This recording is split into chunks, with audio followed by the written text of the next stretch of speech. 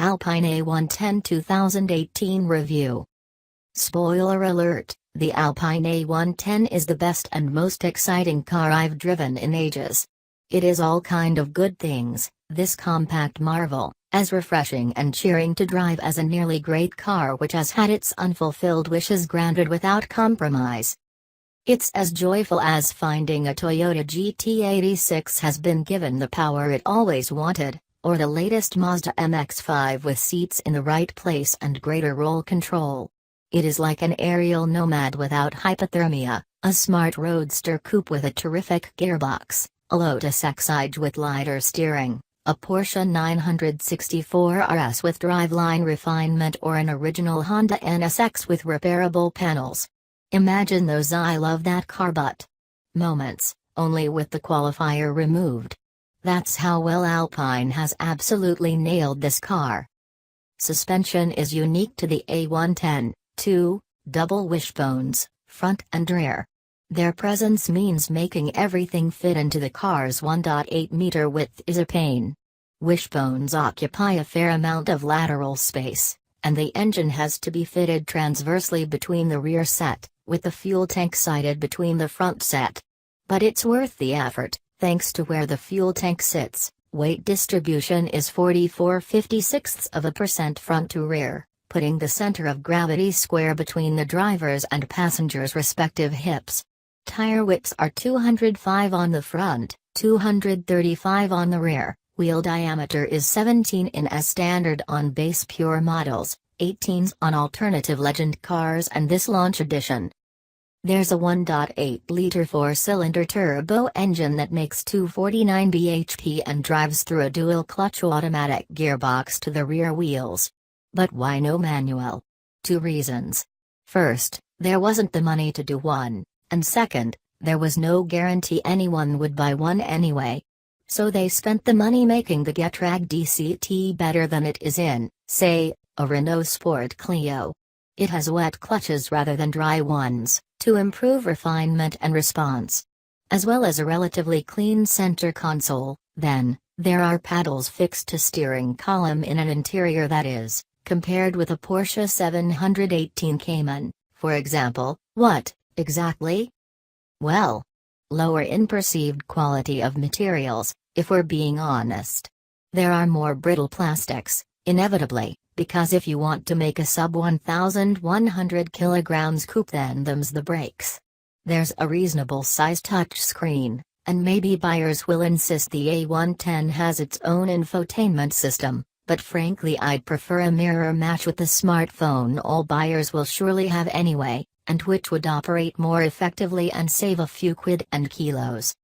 That the A110 is a small car, length 4,180 mm, width 1,798 mm and height 1,252 mm, means there's minimal oddment storage inside, while the luggage compartments are small too.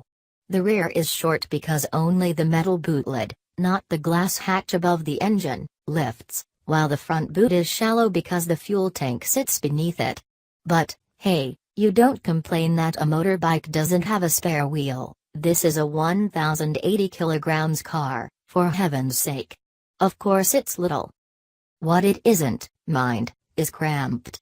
Even the tallest of my colleagues had no trouble finding sufficient room, which is more than you can say for a Jaguar F-Type, while the Diddy steering wheel adjusts massively.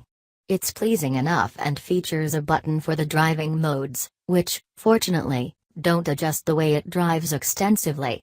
A short push gives you Sport mode, which increases steering weight, throttle and gearbox response and relaxes the stability control. An extended push puts it in track and does all those things some more. There's also an ESP off button on the dash that does what it says. None of these things, though, notably changes the way that the A110 goes down the road, because it runs on passive dampers that always do precisely the same thing. Give it a ride that's impressively absorbent yet supremely well controlled. This Alpine was never slated to have adaptive dampers, because they are heavy and so is the control unit, and so forth. And because Alpine engineers say that roll isn't a bad thing. But the A110's body is so light that you don't notice much roll anyway, even on a circuit, while the soft springing and damping and hollow, relaxed anti-roll bars mean that it breathes and flows as it mooches down even some of the worst surfaced roads we could find. There's a hint of a modern McLaren in the way it glides and breathes, with uncorrupted steering and progressive, linear rates of lean. It steers, too. Lightly, granted, and, at first, you think, with less feel and precision than a 718.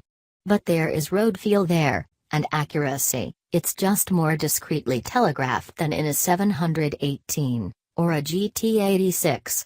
At 2.2 turns between locks, it's plenty fast enough, mind, and it really communicates on a circuit as cornering forces build.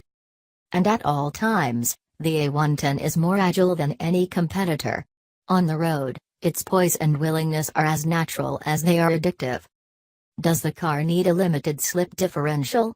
It doesn't have one, relying instead on a lighter, open diff and with inner wheel braking to prevent a single wheel from spinning, but these systems can only do so much. In some hairpins, when that inside wheel gets unloaded, the A110 can spin a wheel up like a basic MX-5 or a Caterham 160. But when you have more lateral load applied, on track, for example, it certainly doesn't need one at all. There's a tiny bit of understeer if you look for it, accelerating under power or overloading the fronts under braking. But more subtly shift the weight balance as you turn, and it's a doddle to take the A110 from neutral to oversteer, at which point there's easily enough power to ride out a slide a little, or a lot, with a divine handling balance and a supreme level of adjustability. I think I'd leave the diff alone. Regardless of the driving mode, the A110's engine develops plenty of zing and fizz. In the angrier modes, the exhaust delivers angrier pops, but in all there's a touch of lag as revs build to the 6,750 revolutions per minute limit, which it fairly whizzes up to. Alpine says the A110 isn't about outright speed and that lap times and straight line pace don't really matter when it comes to driving pleasure. Which is true, and refreshing to hear from a car maker, but this is still a car that covers the 0 to 62 miles per hour sprint in 4.5 seconds and which has to be limited to 155 miles per hour. Don't for a moment think it's slow. The 7-speed gear shift has been improved over the 6-speeder in the current Clio. It shifts quickly and mostly cleanly, but there's still an occasional feeling like it has pulled a neutral when you're on the overrun and expect better engine braking than it delivers. It's not a match for Porsche's PDK. But I liked the car so much anyway that sometimes I found myself wondering if it wouldn't matter if the gearbox were made of butter and the steering was joined with cheese strings. Perhaps I'm just overlooking faults because it's an 1,100 kilograms two-seater? I don't think so. Remember the Alpha 4C? I expected that to be good too, but it only works on the smoothest of places. The A110 works all over the place. You don't have to just get the ingredients right, you have to do the hard work too.